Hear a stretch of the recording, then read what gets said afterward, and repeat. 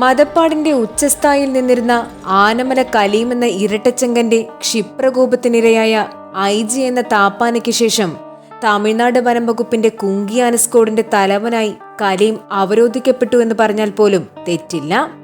കലീമിനേക്കാൾ സീനിയറായ വേറെയും താപ്പാനകളും ആ സമയത്ത് തമിഴ്നാട് വനം വകുപ്പിന്റെ കീഴിലുണ്ടായിരുന്നുവെങ്കിലും കലീമിനെ പോലെ വിശ്വസ്തനായ ഒരു താപ്പാന അവിടെ ഉണ്ടായിരുന്നില്ല.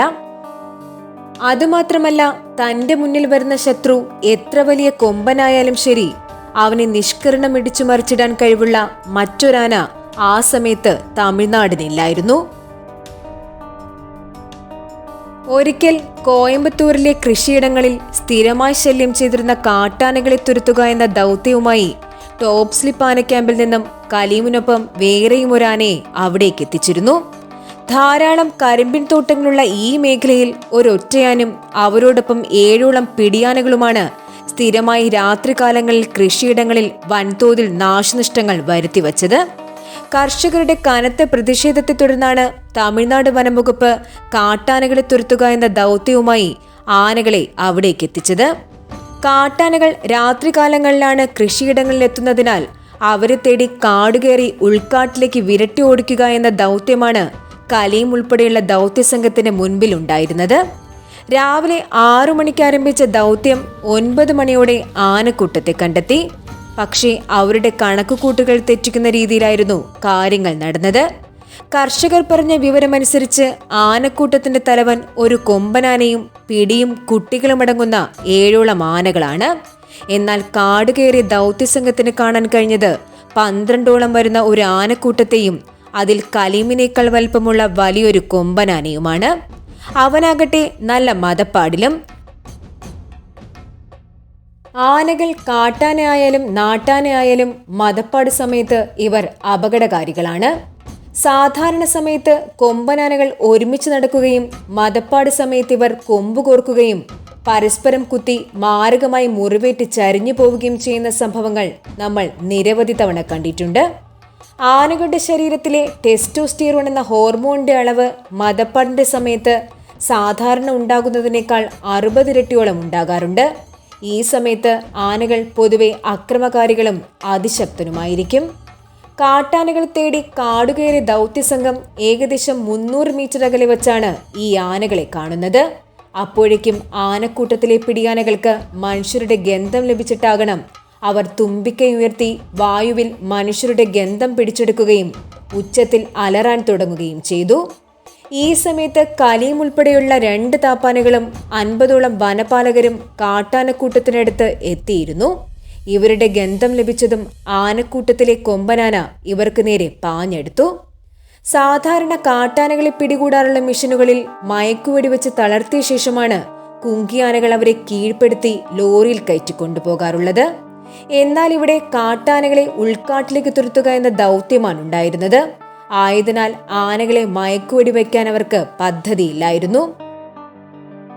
അതുകൊണ്ട് തന്നെ പൂർണ്ണ ആരോഗ്യവാനായ ആ കാട്ടാന ദൗത്യസംഘത്തിന് നേരെ പാഞ്ഞെടുത്തപ്പോൾ പേടിച്ച് ഒപ്പമുള്ള താപ്പാന പിന്നിലോട്ട് മാറുകയും കൂടെ ഉണ്ടായിരുന്ന 50ഓളം വനപാലകർ ചിതറിയോടുകയും ചെയ്തു. പക്ഷേ ആക്രമിക്കുവാനായി പാഞ്ഞു വരുന്ന കാട്ടാന കലീമുമായി ഏകദേശം 50 മീറ്റർ അകലത്തിലെത്തിയപ്പോൾ അവിടെ പുറത്തിരുന്ന പളനിച്ചാമി തെല്ലിട പോലും ഭയന്നില്ല. അതിന് കാരണം അദ്ദേഹത്തിന് അറിയാമായിരുന്നു തന്റെ കയ്യിലുള്ളവനും ഒട്ടും മോശമല്ല എന്ന്. പളനിച്ചാമിയുടെ നിർദ്ദേശങ്ങൾ ലഭിക്കുന്നതിന് മുൻപ് തന്നെ കലീമും തയ്യാറെടുത്തിരുന്നു. അവൻ വലിയ ചെവികൾ വിടർത്തി മസ്തകം കുലുക്കി ശരീരം ചെറുതായി വിറപ്പിച്ചു. ആനമല കലീം എന്ന ഇരട്ടച്ചങ്കന് നേരെ പാഞ്ഞെടുത്ത കാട്ടാനയ്ക്ക് മുൻപിൽ തെല്ലിട പോലും ഭയക്കാതെ നെഞ്ചുമിരിച്ചു നിന്നപ്പോൾ പിന്നെ അവിടെ നടന്നത് ഒരു യുദ്ധമായിരുന്നു. കാട്ടാനയുമായി ഉയരത്തിൽ കുറവാണെങ്കിലും ബലിഷ്ഠമായ ശരീരഘടനയാണ് കലീമിൻ്റേത്. പരസ്പരം കൊമ്പ് കോർക്കുന്നതിനിടയിൽ കാട്ടാനയുടെ ആക്രമണത്തിൽ തെല്ലിട പിന്നോട്ടു പോയ കലീം പൂർവാധികം ശക്തിയോടെ അവനെ തിരിഞ്ഞുകുത്തി. കലീമിനെ നിയന്ത്രിക്കുന്നത് ആനപ്പുറത്തിരിക്കുന്ന പളനിച്ചാമിയാണെന്ന് മനസ്സിലാക്കിയിട്ടാകണം ആ കാട്ടാന പലവട്ടം അദ്ദേഹത്തെ ഉന്നം വച്ചുകൊണ്ട് തുമ്പിക്കൈ വീശിയെങ്കിലും അതിൽ നിന്നെല്ലാം തന്റെ പാപ്പാനെ രക്ഷിക്കുവാൻ കലീമിന് സാധിച്ചു. ചിതറിയോടിയ ദൗത്യസംഘത്തിലെ അംഗങ്ങൾ തിരികെ അവിടേക്ക് വരുമ്പോൾ കണ്ടത് ഒപ്പത്തിനൊപ്പം നിന്ന് ആക്രമിക്കുന്ന 2 ആനകളെയാണ്.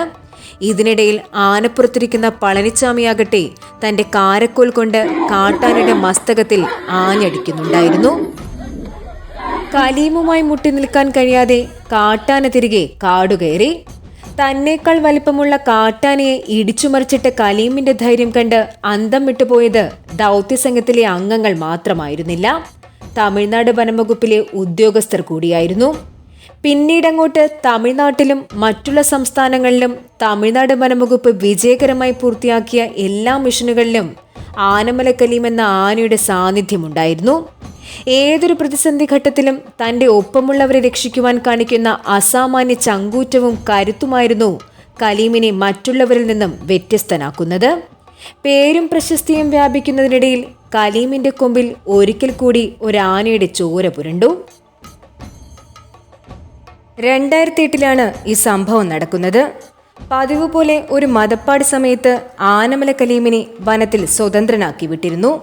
ടോപ്പ് സ്ലിപ്പ് ആന ക്യാമ്പിന് സമീപമുള്ള വനങ്ങളിൽ നിന്നും ധാരാളം പിടിയാനകൾ ഈ സമയത്ത് തീറ്റ തേടുവാനായി ഈ ഭാഗത്തേക്ക് എത്തുമായിരുന്നതിനാൽ കലീമിന് ഈ പിടിയാനകളുമായി ഇണചേരുവാനുള്ള സൗകര്യമുണ്ടായിരുന്നു.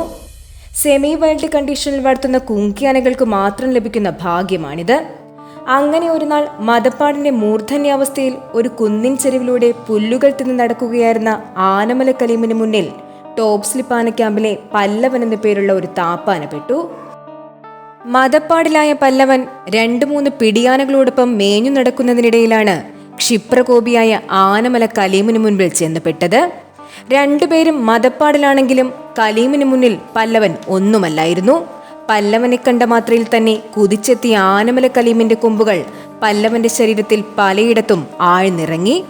ആനകളുടെ ഉച്ചത്തിലുള്ള അലർച്ച കേട്ട് പാപ്പാന്മാർ അങ്ങോട്ടേക്ക് ഓടിയെത്തുന്ന നേരത്ത് കാണുന്നത് ചോരയിൽ കുളിച്ചു കിടക്കുന്ന പല്ലവൻ എന്ന താപ്പാനെയാണ്. അങ്ങനെ മദപ്പാട് സമയത്ത് ദുർവാസാവാകുന്ന ആനമല കലീമിന്റെ ക്ഷിപ്രകോപത്തിന് പല്ലവൻ എന്നു പേരുള്ള താപ്പാന ഇരയായി.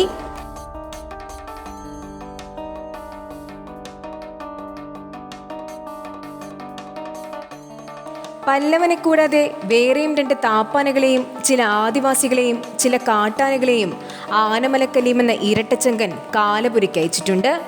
ഇങ്ങനെയൊക്കെയാണെങ്കിലും ആനമല കലീം എന്ന ദുർവാസാവിനെ ഉൾക്കാട്ടിൽ നേർക്കുനേർ നിന്ന് മസ്തകം കൊണ്ടിടിച്ചിരുത്തിയ ആണൊരുത്തൻ കേരളക്കരയിലുണ്ടായിരുന്നു.